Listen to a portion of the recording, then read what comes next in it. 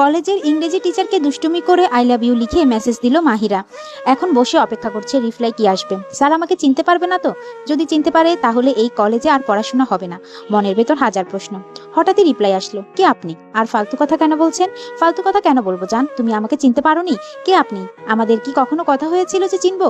আরে জান বলেন কাকে? বেয়াদব মেয়ে। জান তুমি রেগে যাচ্ছ কেন? বউয়ের উপর কেউ কি এভাবে রাগ করে? মেসেজটা সেন্ড হলো ঠিকই, কিন্তু ডেলিভারি হলো না। এর মানে স্যার অফলাইনে গেছে। মাহিরার তো খুব খুশি লাগছে। এই রাগে স্যারকে একটু চিন্তায় ফেলিয়ে দিলাম। রাত অনেক হয়েছে, এখন ঘুমিয়ে পড়ি। কলেজে গিয়ে দেখা যাবে। মাহিরার ঘুম ভাঙলো সূর্যের আলোয় আভার চোখে পড়ে। মাহিরা বিছানা থেকে তাড়াতাড়ি উঠে ফ্রেশ হয়ে নাস্তা করলো। প্রতিদিন মোবাইল বাসায় রেখে গেলেও আজকে মোবাইল সাথে নিয়ে গেল। কলেজে ঢুকে মাহিরা সেই ফেক আইডি লগ ইন করলো। দেখলো রাতের মেসেজ সিন হয়েছে, বাট কোনো রিপ্লাই দেয়নি। মাহিরা আবার মেসেজ দিল, গুড মর্নিং মাই বেবি। আবার অন্য আইডি লগ ইন করলো। আজকে প্রথম ক্লাস জয় স্যারের। তার নাম জয় চৌধুরী, সবাই জয় বলে ডাকে। জয় স্যারকে মাহিরা মেসেজ দেয়। জয় স্যার খুব রাগী, তবে অনেক স্মার্ট। কলেজের প্রতিটা মেয়েরই ক্রাশ। জয় স্যার ক্লাসে ঢুকতে সবাই হা হয়ে তাকিয়ে আছে।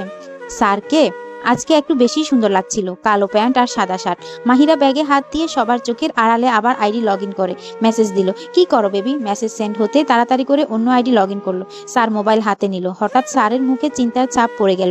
একটু পরে স্যার ক্লাস থেকে বের হয়ে গেল। অন্যদিনের মতো শাসন আর করলো না। ক্লাস শেষ করে মাহিরা বাসায় এসে ফ্রেশ হয়ে আবার মোবাইল নিয়ে বসলো। আইডি লগ ইন করতে মেসেজ আসলো, কে আপনি? এভাবে আমাকে বিরক্ত কেন করছেন? আলগা পিরিত দেখাতে আসছেন কেন? কি সমস্যা আপনার? মাহিরা চুপচাপ মেসেজ পড়ে। আবার মেসেজ দিল, জান রাগ করেছো? উত্তর আসলো না। মাহিরা আবার বলল, জান কি করো? কিছু না। মাহিরা মনে মনে ভাবছে, এখন উত্তর দিচ্ছে কেন এত সুন্দর করে? এইবারে আবার নতুন কোনো বুদ্ধি বের করছে না তো? মাহিরার আইডিতে মেসেজ আসলো, তুমি কি করো?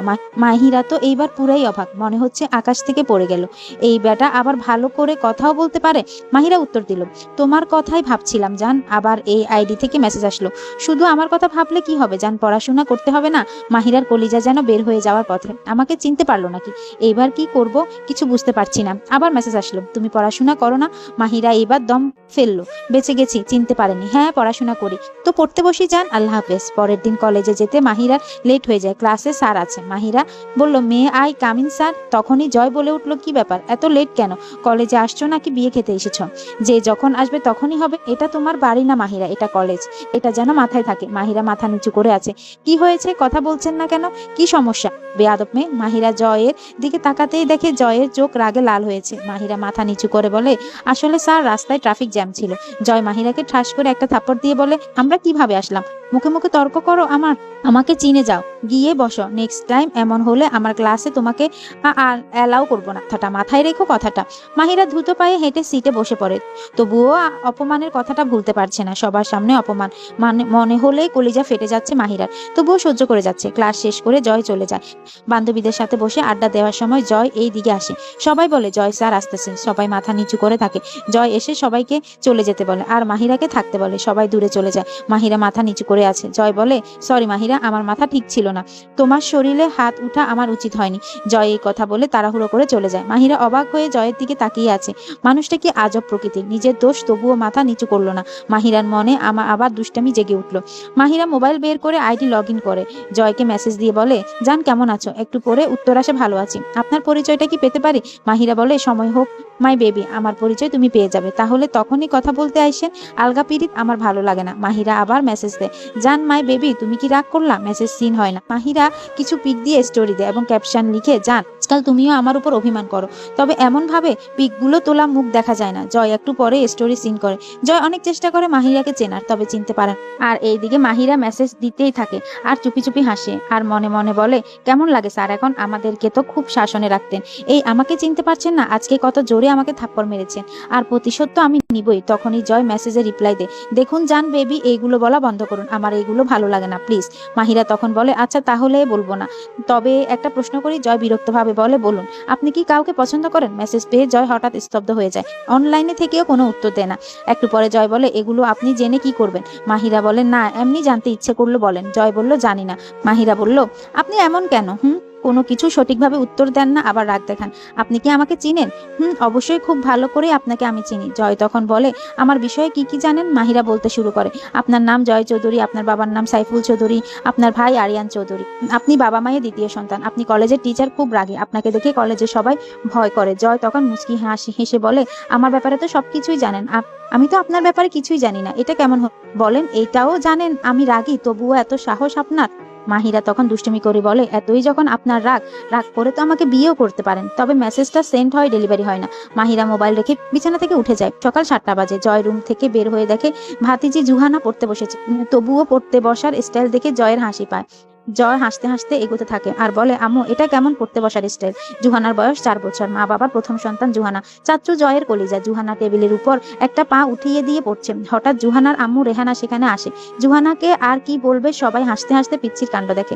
জুহানা জয়কে বলে, চাচ্চু হাসছো কেন? আমি তো পড়তেছি। চাচ্চু, আমাকে তুমি স্কুলে নিয়ে যাবে? বলো প্লিজ। জয় বলে, আচ্ছা আম্মু, তোমাকে আজকে আমি নিয়ে যাব। তুমি আমাকে আইসক্রিম কিনে দিও প্লিজ। আচ্ছা আম্মু, কিনে দিব, তুমি পড়ো। জয় তার রুমের দিকে চলে যায় ফ্রেশ হতে, কলেজে যাওয়ার জন্য। আর এইদিকে মাহিরা বসে বসে চিন্তা করছে, জয় স্যার আবার আমাকে চিনে ফেললে না তো? উনি যে চালাক, আবার ভালো করেও কথা বলছে। বেডা কখন কি করে বোঝা মুশকিল। মাহিরার কাছে নিহা ফোন করে, কি রে মাহিরা, কলেজে আসবি না আজ? যাবো। কালকে আসিস নেই কেন? নিহা বলে, কলেজে গিয়ে বলবো নি। মাহিরা মোবাইল রেখে আজকে কলেজে যায়। যদি নিহা জানতে পারে, বেস্ট ফ্রেন্ড হলেও বলা যায় না সব কথা। তবুও মাহিরার মন খারাপ হয়, আজকে স্যারের সামনে থাকবে তবুও মেসেজ দিতে পারবো না, এই ভাবনাটা সবসময় মাহিরার মাথায় ঘুরছে। ইংরেজি ক্লাস ভালোভাবেই কেটে যায়। সবাই বসে আড্ডা দিচ্ছিল, তখন নিহা তার বয়ফ্রেন্ডের কথা বলে। এটা নিয়ে সবাই হাসাহাসি করে। তখন মাহিরা বলে, যেমনই হোক ও তো মিঙ্গেল, আর আমাকে দেখ জন্মগত সিঙ্গেল আমি। এটা নিয়ে আবার সবাই হাসাহাসি করে। জয় এইদিকে আসছে আর ফোনে কথা বলছে। জয়কে দেখে মুহূর্তে সবাই চুপ হয়ে গেল। জয় ফোনে কথা বলতে বলতে সবাইকে ইশারা করে ক্লাসে যেতে বলল। নিহা মাহিরাকে বলে, আমাদের খুশি এবার আর সহ্য হয় না কেন? মাহিরা মুচকি হেসে বলে, এটা তো তার সামনে গিয়ে বল, দেখি কেমন পারিস। নিহা বলে, এটা বললে আমাকে তার ক্লাসে ঢুকতে দিবে না। একটা মানুষ এতটা রাগী হয় কেমনে? ক্লাস শেষ করে মাহিরা বাসায় আসছিল একা একা। তখন কয়েকটা ছেলে মাহিরাকে দেখে বাজে কথা বলে। মাহিরা মাথা নিচু করে হাঁটতে থাকে। জয় সেখানে একটা দোকানে বসেছিল। জয় এগিয়ে আসতেই ছেলেগুলো পালিয়ে যায়। মাহিরা জয়কে বলে, ধন্যবাদ স্যার।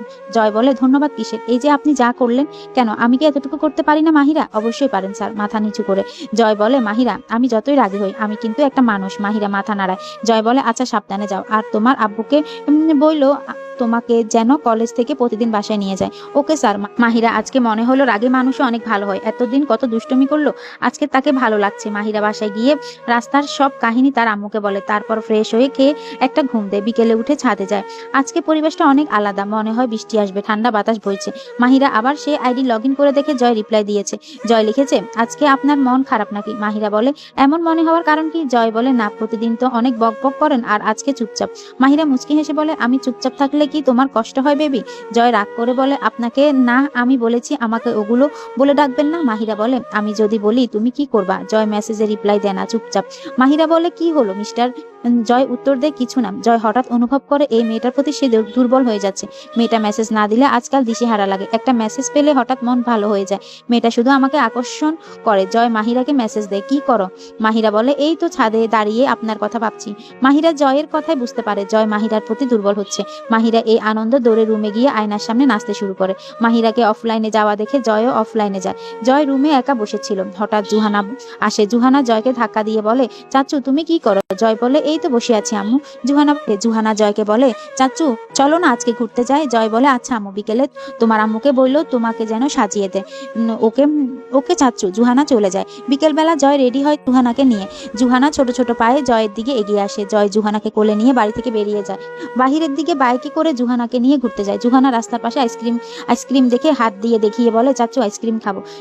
জয় জুহানাকে আইসক্রিম কিনে দেয়। সন্ধ্যা হওয়ার আগে বাসায় ফিরে আসে। জয় জুহানাকে বলে, আম্মু সন্ধ্যা হয়েছে, এখন পড়তে বসো, পড়তে না বসলে ঘুরতে নিয়ে আর যাবো না। জুহানা বলে, ঠিক আছে চাচু। রাত 9টার দিকে হঠাৎ জয়ের ফোনে একটা মেসেজ আসে। কি করো জান? এইবার বিরক্ত না হয়ে উত্তর দে।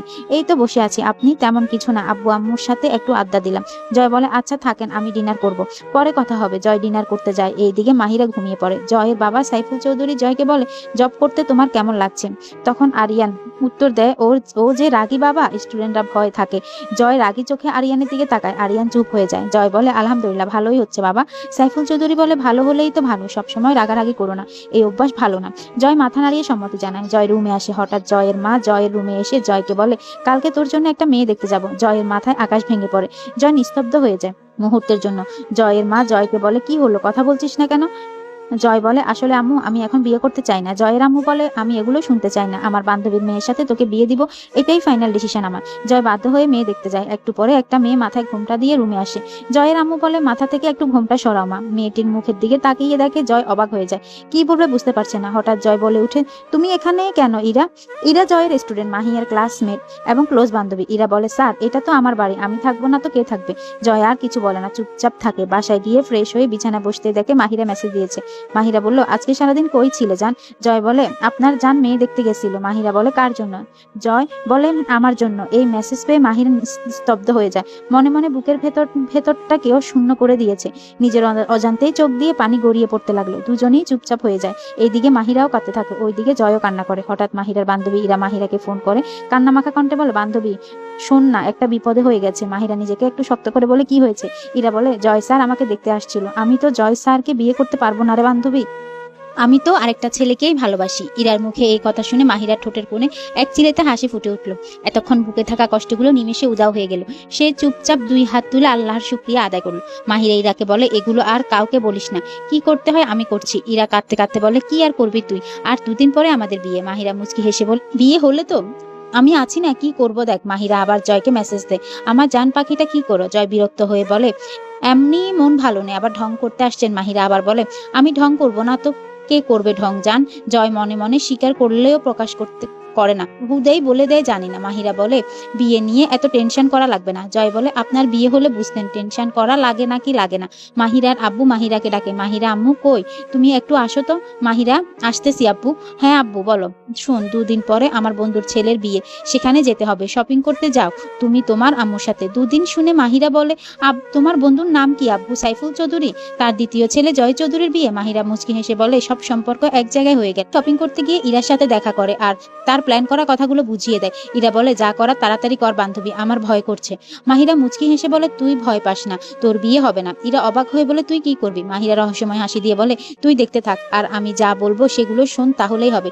এদিকে জয় রুমে একা নিস্তব্ধ হয়ে বসে আছে। হঠাৎ একটা মেসেজ আসে। জয় ফোন হাতে নিয়ে দেখে অপরিচিত নাম্বার। মেসেজে লেখা ছিল, আগামীকাল বিকেল 4টার সময় পুরনো লেকের পাড়ে আসবেন, আপনার সব প্রশ্নের উত্তর পেয়ে যাবেন। জয় মনে মনে ভাবে, কে হতে পারে এটা। পরের দিন নির্দিষ্ট সময় সেখানে পৌঁছে যায় জয়। একটু দূরে একটা মেয়েকে দেখা যাচ্ছে, তবে মুখ স্পষ্ট বোঝা যাচ্ছে না।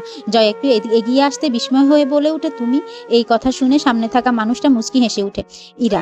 জয় বলে, ইরা তুমি এখানে কি করছো? ইরা মাথা নিচু করে বলে, স্যার, আপনাকে আমি মেসেজ দিয়েছিলাম। ইরা চারপাশে তাকিয়ে দেখে বলে, স্যার, আজকে আপনাকে একটা সত্যি কথা বলতে এসেছি। ইরা সাহস না পেলেও বুকে 3 কেজি সাহস নিয়ে বলে ফেলে, স্যার, আমি আপনাকে বিয়ে করতে পারবো না। জয় ভ্রু কুঁচকে বলে, কেন? ইরা বলে, আমি একজনকে ভালোবাসি। কথাটা শুনে জয় কিছুক্ষণ চুপ হয়ে যায়। ইরা আবার বলে, আমার একটা কথা আছে স্যার। জয় বলে, বলো। স্যার, আপনি যাকে খুঁজছেন সে আপনার অনেক কাছেই আছে, সে আপনাকে নিজের থেকেও বেশি ভালোবাসে। জয়ের বুক হঠাৎ কেঁপে ওঠে। জয় ধীর গলায় বলে, কে সে? ইরা মুচকি হেসে বলে, সময় হলেই জানতে পারবেন স্যার।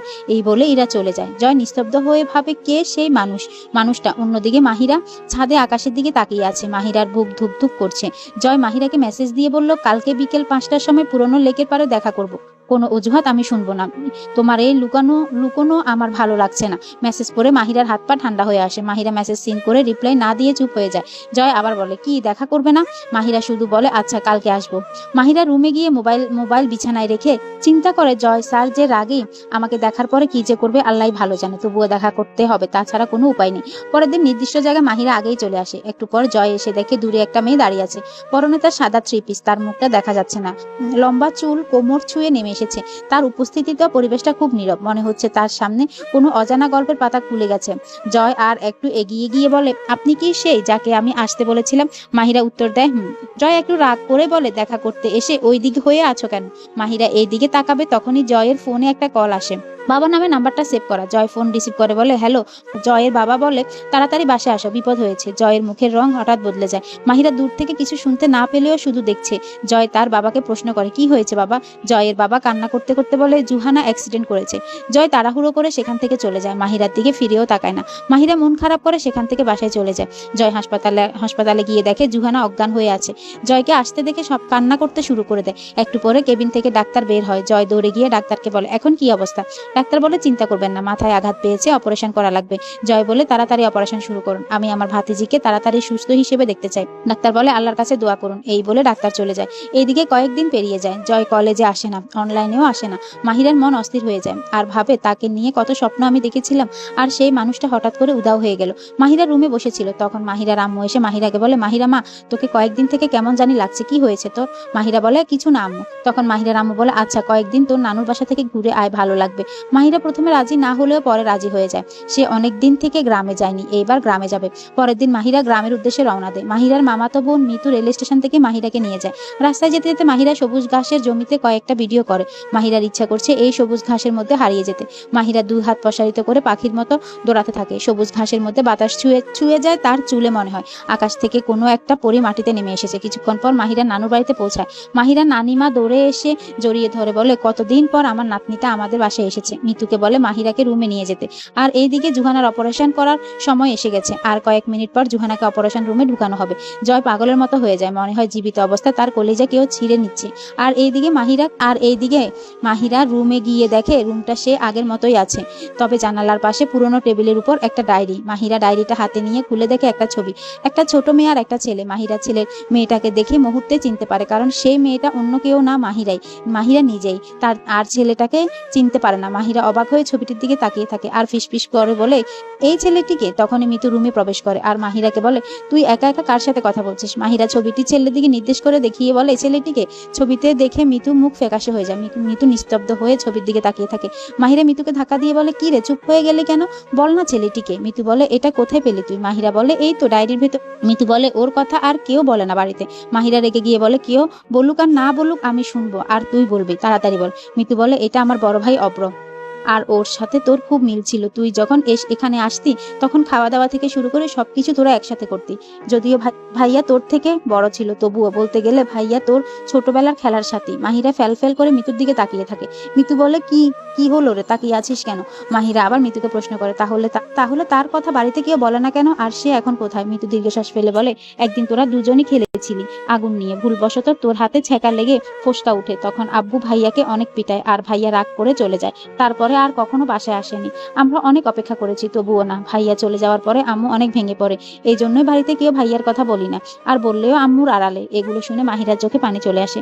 মাহিরা নীরব হয়ে চোখের পানি ফেলছে। মাহিরা বলে ওঠে আমার জন্য এত কষ্ট পেয়েছে তোর পরিবার। মিতু বলে এগুলো বাদ দে, এখন ফ্রেশ হয়ে রেস্ট নে। আর ঠিক সেই মুহূর্তে জুহানার অপারেশন থিয়েটার ঢুকানো হয়।